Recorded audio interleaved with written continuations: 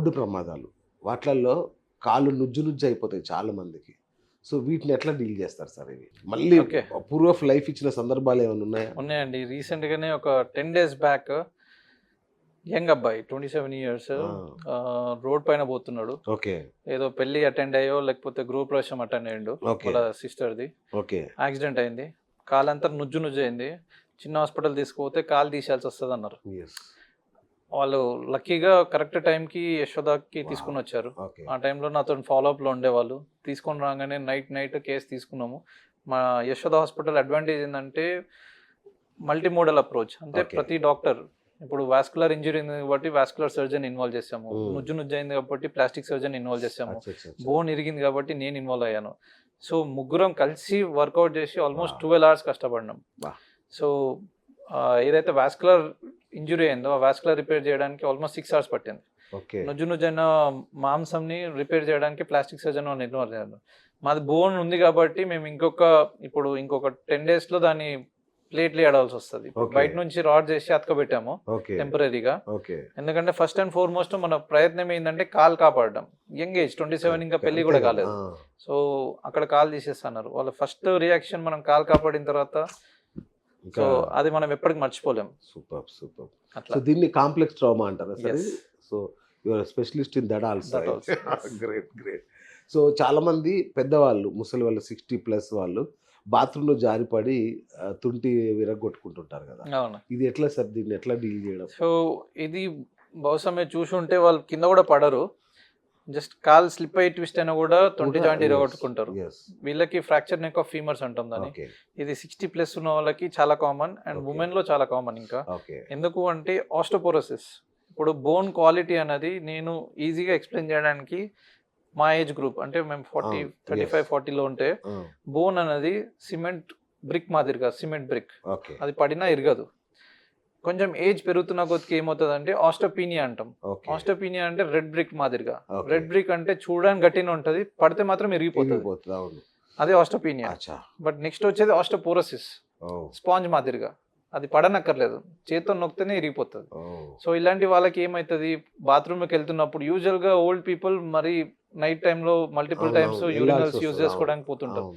అలాంటి టైంలో నిద్రలు ఉండడం వల్లనో లేకపోతే అక్కడ వాటర్ ఉండడం వల్లనో మ్యాట్ ఉండడం వల్లనో స్లిప్ అవుతారు. అవును. ఈ స్లిప్ అయినప్పుడు ఏమవుతుంది అంటే పడనక్కర్లే, వాళ్ళు స్లిప్ అవుతున్నప్పుడు సపోర్ట్ చేసుకుంటుంటారు, అప్పుడే టక్కుమంటది. ఓకే. సో ఇది ఎందుకు అంటే బోన్ క్వాలిటీ అనేది చాలా పూర్ ఉంటుంది. ఓకే. ఓకే. ఇలాంటి వాళ్ళని మనము బెడ్ రెస్ట్ ఇచ్చి లేదు అంటే మనము రాడ్ చేసి పెట్టడం మంచిది కాదు. ఓకే. సో ఇలాంటి వాళ్ళకి మనము టోటల్ హిప్ రిప్లేస్మెంట్ లేకపోతే హెమీ ఆర్థోప్లాస్టీ అంటాం. ఓకే. బాల్ తీసేసి కొత్త బాల్ వేయడం. ఓకే. ఇది చేసిన తర్వాత నెక్స్ట్ డే నుంచి నడుస్తారు వాళ్ళు. నెక్స్ట్ డే నుంచి నడుస్తారు. దాంతో వాళ్ళ క్వాలిటీ ఇంప్రూవ్ అవుతుంది, బెడ్ రెస్ట్ ఉండదు. సో వీళ్ళు ఈ ఏజ్లో ఏమైపోతుంది అంటే వాళ్ళకి బెడ్ రెస్ట్ ఇచ్చినాం అనుకోండి, మల్టిపుల్ కోమాబిడిటీస్ వస్తాయి. అంటే లంగ్ ఇన్ఫెక్షన్స్ వస్తుంటాయి, హార్ట్ ప్రాబ్లమ్స్ వస్తుంటాయి, ఓకే. బెడ్ సోర్స్ వస్తుంటాయి, పడుకొని అవును. పుండ్లు అవుతుంటాయి. అవును. సో ఇవన్నీ మనం అవాయిడ్ చేయొచ్చు.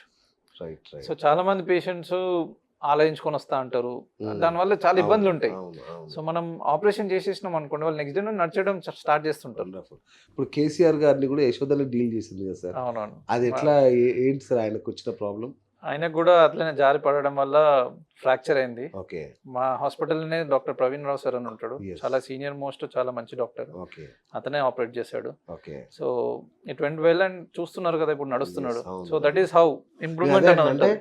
ఈ వయసులో అలా జరిగిన తర్వాత కూడా మళ్ళీ అద్భుతంగా నడవడం, మళ్ళీ నార్మల్ లైఫ్ వచ్చేసింది అవునవును. కేసీఆర్ కి. ఎస్, సో మీ అలా ఆ ఏజ్ వాళ్ళకు కూడా ఆ ఏజ్ వాళ్ళకే వస్తుంది Yes. యూజువల్ గా. ఆ- సో అదే ఎగ్జాంపుల్. ఎగ్జాక్ట్లీ అంటే కేసీఆర్ చూస్తే వాళ్ళకి భరోసా, ఓకే కేసీఆర్ సార్ బాగానే ఉన్నాడు కాబట్టి మనం కూడా బాగానే ఉంటాం. అది అదే యశోదరాని అట్లా- జరిగింది కాబట్టి అట్లాంటి ప్రొసీజర్స్ జరుగుతుంటాయి. సో అడ్వాన్స్ టెక్నాలజీస్ యూజ్ చేస్తుంటాం కాబట్టి. Yes, super super. ఇంకొకటి సార్, ఈ షుగరు, బీపీ, హార్ట్ పేషెంట్స్ వీళ్ళు ఉంటారు కదా, మరి వీళ్ళకు ఇట్లాంటి కాంప్లెక్స్ ట్రామా ఆపరేషన్లు చేయొచ్చా సురక్షితమైన వాళ్ళకు కూడా? 100% సురక్షితమే అండి. ఓకే. ఎందుకంటే మనము ఒక ప్రొసీజర్ చేస్తున్నామంటే అంత ఈజీగా తీసుకోం సర్జరీకి. ఓకే. బ్లడ్ టెస్ట్లు అవ్వాలి, స్క్రీనింగ్ అవ్వాలి, హార్ట్ టెస్ట్ అవ్వాలి, 2D ఎకో అంటాము, ఈసీజీ అవ్వాలి. ఇవన్నీ మన మత డాక్టర్లు చూస్తారు. ఓకే. ప్రీ అనెస్థెటిక్ చెకప్ అంటాం. ఓకే. ఇవన్నీ అయిన తర్వాత వాళ్ళు ఫిట్నెస్ ఇచ్చి, సార్ మీరు టెన్షన్ తీసుకోకండి, మీకు ఎన్ని అవర్స్ కావాలి సర్జరీకి, అవన్నీ Okay. చెప్పిన తర్వాత మనం సార్ మేము ఇన్ని అవర్స్లో చేస్తామని చెప్తే వాళ్ళు దాని ప్రకారంగా ఎంత డోస్ ఇవ్వాలి ఏంటి అన్నది వాళ్ళు కరెక్ట్గా చూసుకొని ఇస్తారు. ఓకే. అండ్ సర్జరీ తర్వాత మా దగ్గర ఫిజిషియన్స్ ఉంటారు, హ్మ్. ఎండోక్రైనాలజిస్టులు ఉంటారు, షుగర్ Yes. బీపీ ఏమైనా ఉంటే Okay. కార్డియాలజిస్టులు ఉంటారు. ఓకే.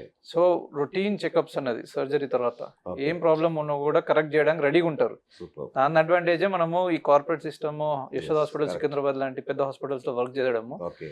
ఎందుకంటే మల్టీ మోడల్ అందరు డాక్టర్స్ ఇన్వాల్వ్ అవుతారు ఓకే. దీంట్లో, okay. Hand in hand work చేస్తుంటారు. ఓకే. అందుకే కాంప్లికేషన్స్ కూడా చాలా తక్కువ. Correct, correct. సార్ మీరు పెయిన్ మేనేజ్మెంట్లో కూడా స్పెషలిస్ట్ మీరు. సో ఈ చాలా మందికి దీర్ఘకాలికంగా ఉండే నొప్పుల్ని ఎస్, సో తగ్గించడానికి ఏమన్నా ఆధునిక పరిష్కారం లేదా సర్జరీ కాకుండా? అదే అండి, నేను అల్ట్రాసౌండ్ గైడెడ్ ఇంజెక్షన్స్ ఇస్తుంటాను కొంతమందికి. అచ్చా అచ్చా. సో స్కాన్ లో చూసుకుంటూ కొన్ని ఇంజెక్షన్స్ ఇస్తుంటాను. ఓ, కొన్ని కాంప్లెక్స్ ఉంటాయి, వేరే డాక్టర్స్ ని కూడా ఇన్వాల్వ్ చేస్తుంటాము, Okay. పెయిన్ స్పెషలిస్ట్ అని. ఓకే. నేను ఫెలోషిప్ చేశాను దీంట్లో. Yes, బట్ అవును. ఆర్థోపెడిక్ సైడ్ నుంచి పేషెంట్స్ కి ఆర్థోపెడిక్ జాయింట్స్ దగ్గర ఏమేమి ప్రాబ్లమ్స్ ఉన్నాయో దాన్ని సాల్వ్ చేయడానికి. ఓకే. ఇంకా కొన్ని కాంప్లెక్స్ కూడా ఉంటాయి, ఓకే. దానికి అనస్థీషియా వాళ్ళని కూడా ఇన్వాల్వ్ చేస్తుంటాం ఓకే. అట్లా. సో ఎముకలు అరిగిపోకుండా ఉండడానికి మీరు అంటే ఫర్ ఎవర్ ఏమన్నా సలహా ఇస్తారా మా ప్రేక్షకులకి? అది చాలా కష్టమైన క్వశ్చన్ అండి. అవునా? సో ఇప్పుడు ఫస్ట్ థింగ్ నేను చెప్పేది ఏంటంటే, మీరు అలాంటి క్వశ్చన్ అడిగినప్పుడు పోనీ ఒక ఏజ్ 3 ట్రిప్స్ ఇవ్వండి. 3 ఏజ్ పెరగకుండా ఉండగలుగుతారా అంటే అది అది అసాధ్యం. అసాధ్యం కదా. ఇది కూడా అంతే. But okay. Healthy life style కోసం నేను చెప్పేది ఏంటి అంటే, first and foremost mobility, okay. అంటే physical activity, okay. Right. Good food, okay. అంటే calcium rich food. Calcium rich food. Right. Food ఏదైనా హెల్తీ ఫుడ్. ఓకే. రైట్. అంటే అంటే మళ్ళీ ఇంట్లోనే తినాలి, హోటల్లో తినొద్దు అసలు. ఇంకా అట్లా చెప్తే ప్రేక్షకులు కూడా ఫీల్ అవుతారు. సో అప్పుడప్పుడు అది it's మీరు okay. చెప్పకండి, నాకు నేను చెప్పవచ్చు. అప్పుడప్పుడు ఓకే, బట్ Right. రెగ్యులర్ అయితే healthy food yes. And healthy life style. Right. అంటే ఆల్కహాల్ కానీ, స్మోకింగ్ కానీ సార్. ఇలాంటివి అవాయిడ్ చేయాలి. Okay. And mobility is the future అండి. ఓకే. ఎంత మొబైల్ ఉంటే, ఎంత నడవడం ఉంటే, Okay. ఎంత ఫిజికల్ యాక్టివిటీ ఉంటే అంత హెల్త్ మంచిగా ఉంటుంది. ఓకే. సార్ ఇప్పుడు ఈ వీగన్ డైట్ తీసుకునే వాళ్ళు ఉంటారు, పాలు తాగని వాళ్ళు ఉంటారు. వీళ్ళ పరిస్థితి ఏంటి సార్? వీళ్ళకి ఈ అంటే ఈ కాల్షియం ఎట్లా వీళ్ళకి అందుతుంది? వెజిటేబుల్స్ లో ఉంటాయండి ఉంటుందా చాలా. వీగన్ డైట్ లో యాక్చువల్లీ కూడా? అన్నిట్లలో ఉంటది డైట్ Ah. అనేది. వాళ్ళకి ఇప్పుడు వెజిటేరియన్స్ ఉన్నారు, అవును, నాన్ వెజ్ తిన్నారు, అవును, దాంట్లో ప్రోటీన్ ఉండదు అంటారు. అవును. కానీ ప్రోటీన్ వెజ్ లో కూడా ఇంకెక్కువ ఉంటది. ఓకే.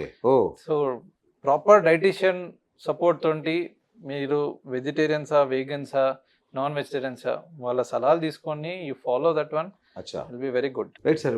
భవిష్యత్తులో ఇప్పుడు అంటే ఎముకలు ఇరిగితే మీరు రాడ్స్ అవి వేస్తుంటారు కదా, భవిష్యత్తులో 3D ప్రింటెడ్ ఎముకలు ఏమైనా వచ్చే అవకాశం ఉందా? 3D ప్రింటెడ్ ఎముకలు ఆల్రెడీ వచ్చినాయండి, Wow. ఆల్రెడీ చేస్తున్నాం, వాడుతున్నాం కూడా. Seriously? Complex Okay. డిఫార్మిటీస్ ఉన్న వాళ్ళకి 3D ప్రింట్ బోన్స్ తయారు చేయడము, మెటల్స్ తయారు చేయడం అట్లాంటివి జరుగుతున్నాయి. సూపర్. ఓకే. బట్ ఫ్యూచర్ ఇంకా అడ్వాన్స్ అయ్యి ఇంకా ఎలాంటివి వస్తాయి అన్నది చూడాలి మనం. Okay. So final question sir. So మామూలుగా మనం వేసుకునే చెప్పులు కానీ షూ కానీ మన మోకాళ్ళ మీద జాయింట్స్ మీద ప్రభావం చూపిస్తాయా? డెఫినెట్ గా చూపిస్తుందండి. సో ఎలాంటివి ఎన్నుకోవాలి?